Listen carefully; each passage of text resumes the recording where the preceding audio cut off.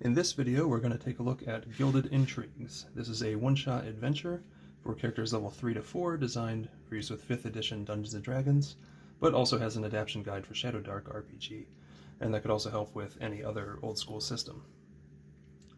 All of the artwork throughout this module is hand-illustrated.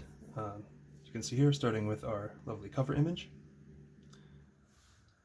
The party will be hired by the mysterious Gilded Mask troupe to pose as entertainers at a ritzy gala, dazzling and distracting the guests, then digging into their secrets. But beware, secrets often come with hidden dangers. Here we have a handy 2-page spread for running the adventure. It's broken into 2 phases, before and after intermission.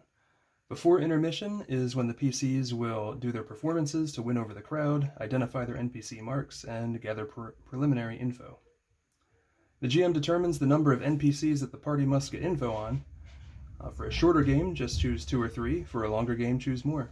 The NPCs can be used independently, so you can mix and match, leave some out, include your own, and that won't break anything in the rest of the game. During the intermission, they can plan their next steps. Then after intermission, the party will put their plan into action and gather all the intel they can on each NPC mark.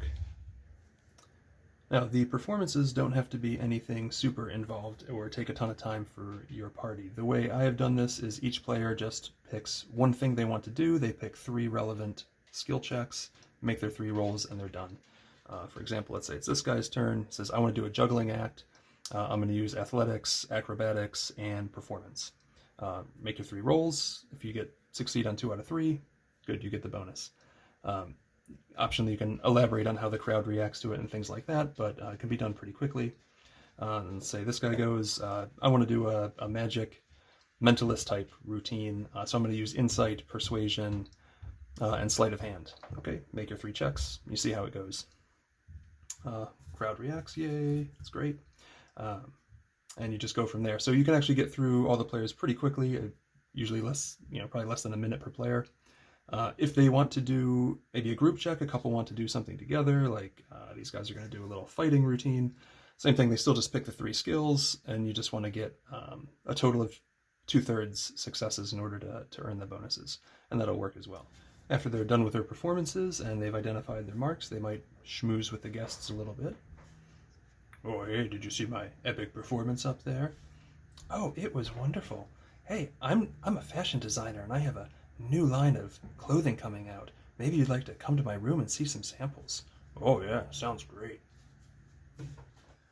The next section here details the NPCs that are provided for your use in the adventure. They will all follow a similar format with background information here, RP notes to help you play as this character, perception check reveals. These are for the initial perception check they do when they're scouting out their marks. So 1, 2, or 3 pieces of info. Some additional information that they might be able to find out by interacting with this NPC. There are notes for after the intermission, how they might respond to different situations. And some of them will have this optional intrigue where it's just tie-ins to other NPCs here. These can be used or left out, or even just rearranged among the different NPCs. Have an NPC that could result in a combat for one reason or another. They'll have their NPC notes over here, as well as the combat stuff you'll need over here, so their stat block and the map you're most likely to encounter them on. It's worth noting that none of these combats are required to run this adventure. Depending on which NPCs you pick and the actions the PCs take, they may or may not run into any of these combats. And coming to the end of the section here, these are all the main NPCs, but there's a couple minor NPCs here as well. One is just really more for comic relief. You could use them or not. And one that's part of some of the optional tie-ins between the other NPCs. Again, if you don't use those, you can leave them out. All right, after that, we have the concluding the adventure section.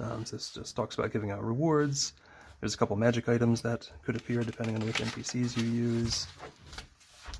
We have some NPC aftermath. Naturally, the party might want to find out what happened to some of these people after they left.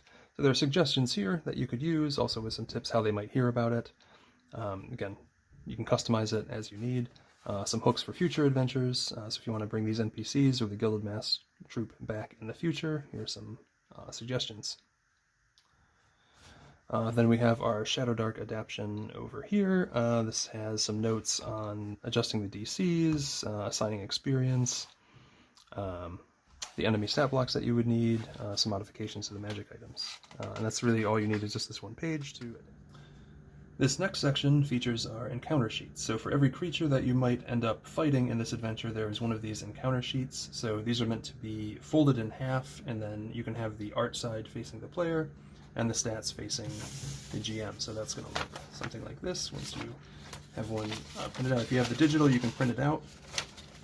If you have the print only, you can just remove this page, and you can hang it on your GM screen or stand it up to watch.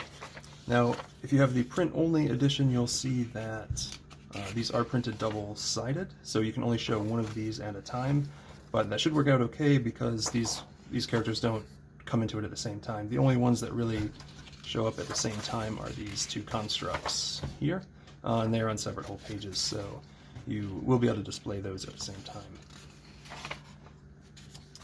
After that, we have our full-size room maps, so these are here. Again, you can remove the page, or if you have the digital, you can print them out yourself. We have the full theater map here, which, again, if you do remove these pages, you may want to trim the white space, and that will look a little bit like this here. And again, in the print-only version, it is two-sided, so if you want to use the guest rooms, you just have to flip it over. And then finally we have a sheet of tokens. So again, this page can be removed. There is nothing on the opposite page, so you are free to punch these out. If you have one of those 1-inch craft hole punchers, that's probably the best way to do it, but you can just cut them out, of course. And you will end up with these. So you can use these as covers it. So this adventure is available on DriveThruRPG, as you can see, print on demand, which is what we have here. It is available on Roll20 as both 5e and ShadowDark modules. Those come as a package, so you just buy one and you get both. The digital version includes the PDF for this, as well as all of the art assets are included in two formats. One is 300 DPI, so that's the full quality for printing at home or sending to a printer if you want. And also scaled down 72 DPI versions for using on virtual tabletops. And that covers it. Thank you.